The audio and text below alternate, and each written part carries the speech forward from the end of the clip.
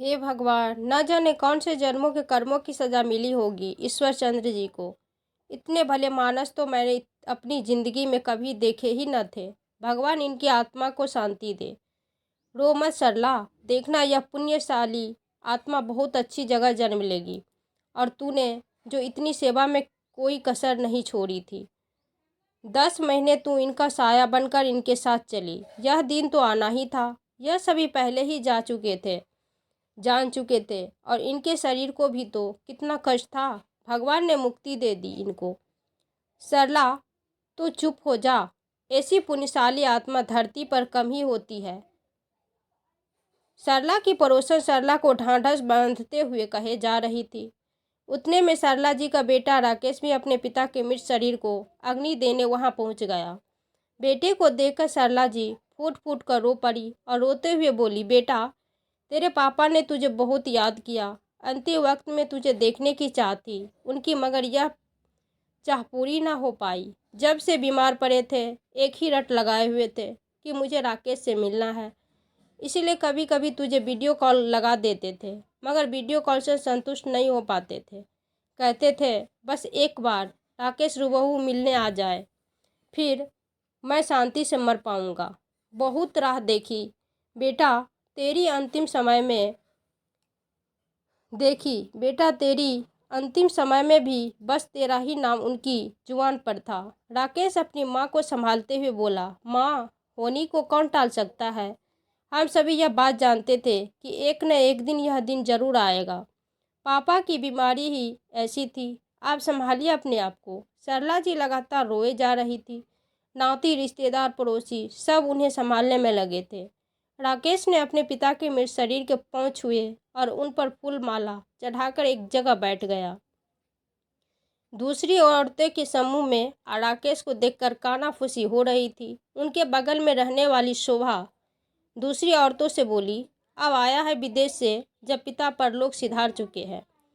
बेचारी सरला हर फोन पर इसे आकर अपने पिता से मिलने का कहती, मगर यह एक बार ना आया। पूरे 10 महीने ईश्वर चंद्र जी बीमार रहे और हर बार ईश्वर चंद्र जी भी यही कहते, एक बार राकेश को देख लेता, उसके बाद भले प्राण चले भी जाए तो कोई बात नहीं। बेटे को पिता की इतनी गंभीर बीमारी में भी उनसे मिलने तक का समय नहीं मिला। वह तो अच्छा हुआ ईश्वर चंद्र जी के नौकर का बेटा राजू और उसकी पत्नी माया साथ थे, वरना बेचारी सरला अकेले कैसे इतना सब संभालती। समूह में से दूसरी औरत बोली, इसके बीवी बच्चे विदेश से क्यों नहीं आए। पिता के मरने पर भी कम से कम अपने परिवार संग आता। और देखो तो जरा आंख में एक आंसू नहीं।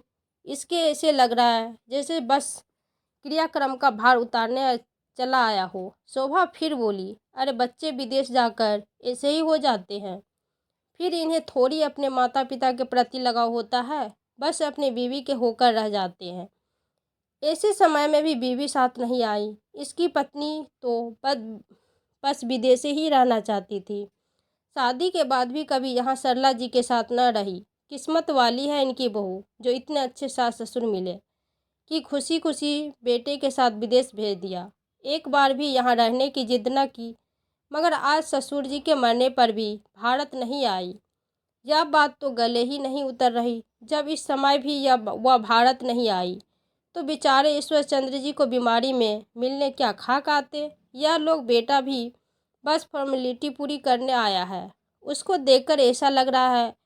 पंडित जी ने राकेश से कहा, तुम अग्नि संस्कार की तैयारी कर लो। राकेश ने पंडित जी के कहे अनुसार क्रियाक्रम का सारा विधि विधान खत्म किया और ईश्वर चंद्र जी का चिता को शमशान में जाकर अग्नि संस्कार दे दिया। शमशान से आकर सभी लोग कहा नहा धोकर वहां आकर बैठ गए, जहां पंडित जी अभी आगे के विधि विधान बता रहे थे। सरला जी के घर में रहने वाले राजू और उसकी पत्नी माया ने सभी के लिए चाय बनाई। राजू के पिता वंशीलाल जी ईश्वर चंद्र जी के यहाँ काम किया करते थे। लगभग 20 साल पहले वंशीलाल की एक हादसे में मृत्यु हो गई थी। तब से उसके अनाथ बेटे राजू को ईश्वर चंद्र जी और सरला ने ही पाला पोसा और उसकी शादी भी करवाई थी। सरला जी का खुद का बेटा राकेश तो वैसे भी नौकरी के सिलसिले में विदेश जा चुका था। मगर यहाँ राजू के रहते कभी ईश्वर चंद्र जी और सरला जी को कोई मुश्किल नहीं आई थी। राजू और उसकी पत्नी ने इन 10 महीनों ईश्वर चंद्र जी और सरला दोनों का खूब ध्यान रखा था। ईश्वर चंद्र जी को 10 महीने पहले कैंसर हो गया था। तब से ही वे बहुत बीमार रहने लगे थे। सभी आस पड़ोस के लोग भी यही कहते, जिस इंसान ने अब कभी किसी का बुरा नहीं चाहा, भगवान ने उसे न जाने कौन से जन्मों के पापों की सजा ही दी होगी। ईश्वर चंद्र जी जैसे दयालु और सबकी मदद करने वाले इंसान आजकल कहाँ देखने मिलते हैं। सरला जी ने हिम्मत न हारते हुए ईश्वर चंद्र जी की खूब सेवा की थी और इसमें इनका साथ दिया। राजू और माया हंसी खुशी का माहौल भी बनाए रखते थे, जिससे इतनी बड़ी बीमारी से उभरने में ईश्वर चंद्र जी को मदद मिल पाए। राजू तो वैसे भी बहुत हंसी मजाक करने वाला इंसान है। वह ईश्वर चंद्र जी को हंसाने का हर प्रयास करता ताकि वे अपनी गंभीर बीमारी को कुछ पल के लिए भूल पाए। सरला जी जब अकेले में खूब रोती तब माया उन्हें सहारा देती और हमेशा उनका दाहिना हाथ बनकर उनका हर काम में सहयोग करती। सरला जी माया से कहा करती थी, अगर तुम और राजू न होते तो न जाने कैसे मेरे पति को संभाल पाते। राकेश और उसकी पत्नी को तो पिता से मिलने आने तक की फुर्सत नहीं है। सरला जी की खुद की बहू जो विदेश में रहती थी, उसे तो सरला जी से मतलब ही कहाँ था। राकेश की नौकरी जब से विदेश में लगी थी तब से उसने भारत का रुख करना ही बंद कर दिया। सरला जी बेटी की शादी करवाना चाहती थी, इसीलिए उसे बार बार भारत आने कहती, मगर हर बार की तरह राकेश कोई न कोई बहाना बना देता। सरला जी ने राकेश को उसके मामा के लड़के की शादी में शामिल होने भारत बुलाया था और कह दिया था कि इस बार राकेश आ जाना। बड़े अरमान है बेटे की शादी देखने के। राकेश इस बार माँ की जिद के आगे हार गया और बस उसी शादी में राकेश और माही ने एक दूसरे को पसंद कर लिया और ईश्वर चंद्र सरला जी ने खूब धूमधाम से दोनों की शादी करवाई थी।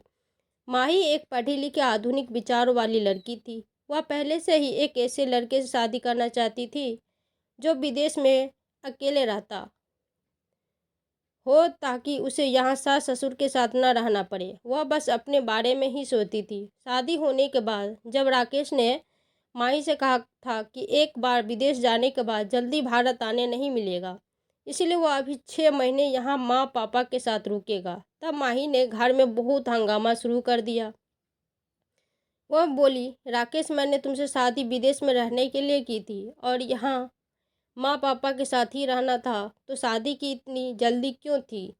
जब विदेश जाने का समय आया तब शादी करता ताकि शादी होते ही उसे विदेश ले जा सके। राकेश ने उसे समझाने का प्रयास किया था, मगर वह शादी के 15 दिनों बाद ही अपने मायके जाकर बैठ गई और उसने राकेश के सामने यह शर्त रख दी कि वह विदेश जाने का समय आ जाए तब राकेश उसे लेने जाएगा। वह यहाँ सास ससुर के साथ नहीं रहेगी। वैसे भी उसका कहना था कि उसने शादी लड़के से की है, लड़के के परिवार से नहीं। वह यहाँ रहकर अपना बहू वाला कोई फर्ज नहीं निभाएगी। वह कभी सास ससुर वाले परिवार में नहीं रहेगी। उसकी अपनी मर्जी, अपनी ज़िंदगी और वह इसे सिर्फ अपने पति के साथ ही जिएगी। सरला जी ने तब प्यार से राकेश से कहा था कि तुम लोगों की नई नई शादी हुई है, ऐसे में बहू मायके जाकर बैठ जाए अच्छा नहीं लगता। राकेश तू बहू को लेकर जल्दी विदेश चला जा और जब भी समय मिले हम लोगों से मिलने आ जाना।